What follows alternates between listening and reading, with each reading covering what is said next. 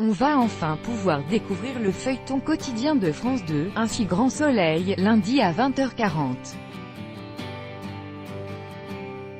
Avec cette fiction tournée à Montpellier, France 2 espère rencontrer le même succès que France 3, pionnière du genre avec Plus belle la vie lancée il y a 13 ans, et TF1, un an après le lancement de Demain nous appartient.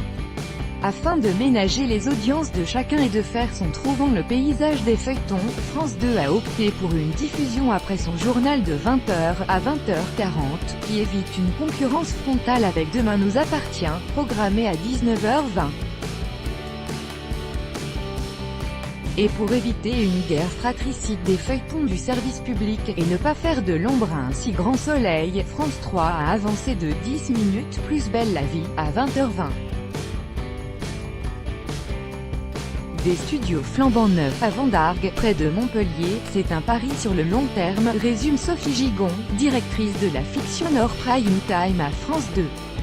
Plus belle la vie fait le double de la part de marché habituelle de France 3. Si on y arrive d'ici quelques années, ce serait formidable, mais, pour le moment, nous n'avons pas vraiment d'objectif d'audience. Notre ambition c'est de bien installer le feuilleton et que le public ait envie de suivre les aventures de ces personnages. En réalité, en plus d'être installé, le feuilleton va devoir marcher vu ce qu'il a coûté à France Télévisions. En effet, France Télévisions produit Ainsi Grand Soleil en interne.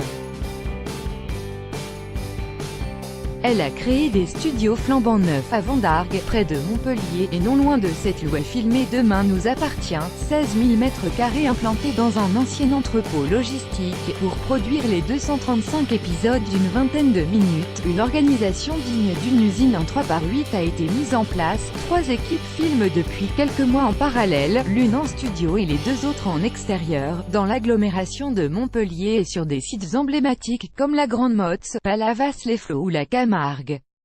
Des anciens de Plus belle la vie, aux commandes, on tourne autour de 200 à 250 personnes en permanence, tout corps de métier confondus, y compris les comédiens et figurants, les techniciens, toute l'équipe de production, et la vingtaine d'auteurs, résume le producteur Thomas de Mattéis, ancien producteur artistique de Plus belle la vie. Quant au scénario, ils sont coordonnés par Olivier Schulzinger, autre ancien de la série de France 3. Un projet qui se fait avec des moyens conséquents mais pas illimités, vu les contraintes budgétaires de France Télévisions. On est à peu près à 35 millions d'euros par saison, dont un apport de la chaîne de 26 millions d'euros, précise le producteur. La série est soutenue financièrement par la région Occitanie, la ville et la métropole de Montpellier, qui cherchent à développer l'audiovisuel dans leur territoire.